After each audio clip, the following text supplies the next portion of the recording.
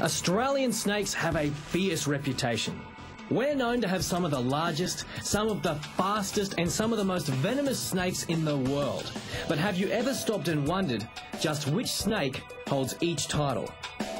Well, today, with a little help from our snake expert, Totally Wild will be crowning Australia's top snakes. Let's start with Australia's fastest snake. Okay, when we're talking about speed, we're not actually speaking about the ground travel, it's about striking. Like there's a couple of contenders. The taipan is extremely fast. The eastern brown can strike 12 times in 2 seconds, but the title would have to go to the death adder. I mean, the death adder is an extremely slow snake when it comes to moving on the ground, but they are by far the fastest striking snake in Australia. They can strike 1/25 of a second, which is a lot faster than we can blink. So that's the fastest out of the way. What about the largest? Australia's longest venomous snake would have to go to the coastal taipan. They can grow in excess of 11 foot, but they're only a fairly slender snake. But when it comes to Australia's largest and heaviest bodied venomous snake, it's the king brown or mulga snake. These guys can grow well in excess of 3.5 metres and as thick as your forearm, so they're quite a heavyweight. Now, when it comes to Australia's largest snake overall, it's the scrub python or Amstein python. Those guys are found up north and they can grow to 28 foot long, 8.5 metres, and are capable of eating wallabies, like 20 to 30 kilo wallabies. The snakes themselves usually weigh about 39, 40 kilos when they're fully grown.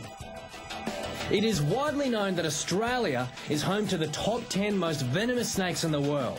But which one takes #1? Is it the tiger snake? Is it the brown snake? Actually, it's the fear snake, otherwise known as the inland taipan. It's considered the most venomous land animal on the planet. One drop of venom is capable of doing some pretty serious harm to over 100 healthy humans. Luckily enough, there's been no recorded fatalities from that breed of snake because of the locality of where they're found. They're found in very arid areas of Australia where there's very little population of humans. Also, they're normally a fairly placid snake, but any bites that have occurred have been treated successfully with antivenin. But just because it's the most venomous doesn't mean it's the most dangerous. When we're talking about the most dangerous, we've got to take into account a number of factors.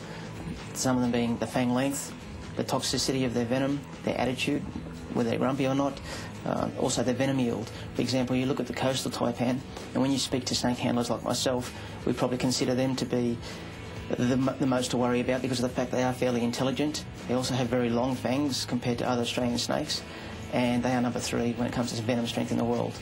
You look at venom yield, the title goes to the king brown by far. Nothing even comes close to him.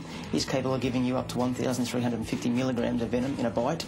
And when you look at, for example, a taipan or an eastern brown, they'll only give you like 0.2 milligram of venom in a bite. But what I would consider to be the most dangerous snake in the world would be the eastern brown because of the fact it has a very short fuse.